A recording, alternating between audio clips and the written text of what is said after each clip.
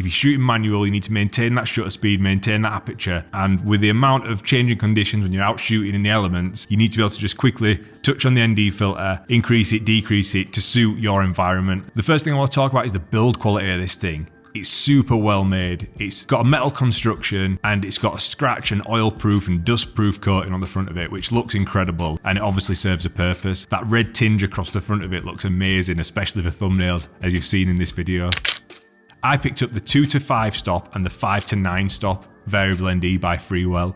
You can buy them separately or as a pack, but you'll find that 9 times out of 10 you're going to be using the 2 to 5 stops a lot more than the 5 to 9 stops. The 5 to 9, you're only going to be digging that out on super sunny days where there's not a cloud in the sky, where you want to just keep your aperture as low as possible, but obviously increase the stops on the variable ND. The times when I've needed it in the past and not had it, if you remember last year, I was vlogging the Volkswagen Transporter van with my friend Joe. It was a super bright summer's day here in the UK. There wasn't a cloud in the sky, and at the time I didn't have the Freewell Variable NDs. I just had a regular variable ND, and I cranked that thing as high as it would go, and I still had to increase the aperture just to maintain a good exposure on the camera, and even then I was struggling. I thought at one point I was going to have to crank the shutter just to try and stop as much light coming in. So on that day I wish I'd have had the 5 to 9 stops. So that's a typical example of when you might need it in your camera bag. This is a threaded hard stop variable ND filter, meaning it won't pass the stops that are set on the ND. Most regular cheaper variable NDs will cross polarize and start to vignette. You'll have seen it before where the X starts coming across the screen. You're not going to get that out of this. Now these are all really good reasons to purchase this particular variable ND, but the main reason, the one that I wanted to make this video for,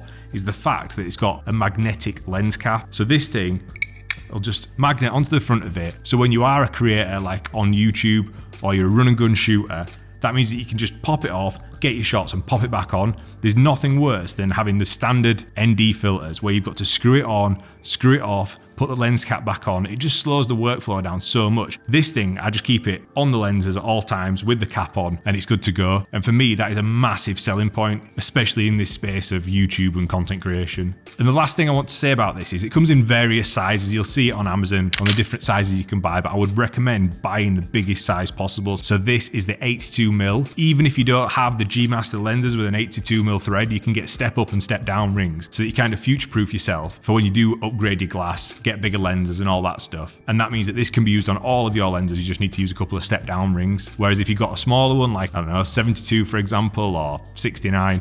Giggity giggity, giggity goo.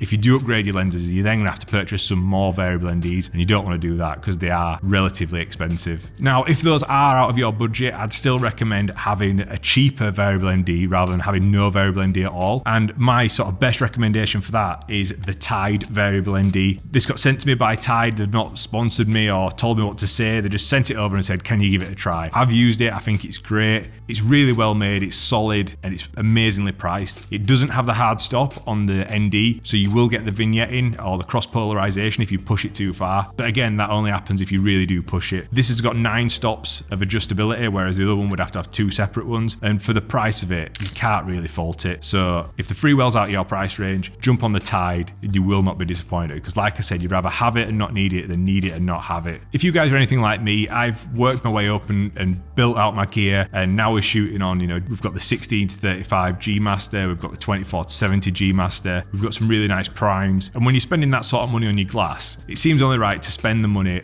on the ND filter as well to maintain that quality, protect your glass, and just look after your gear. I hope you've enjoyed this video. If you are curious about camera basics and things like that and why we use variable NDs, shutter speed, aperture, ISO, I'll put a card above to a camera basics video I did a while back in the first lockdown, but I just wanted to make this video because I think it's a great product, super well made, well packaged, highly recommend it. I'll be back very soon with another video. Thank you very much for watching. Subscribe, like, comment below. See you on the next one.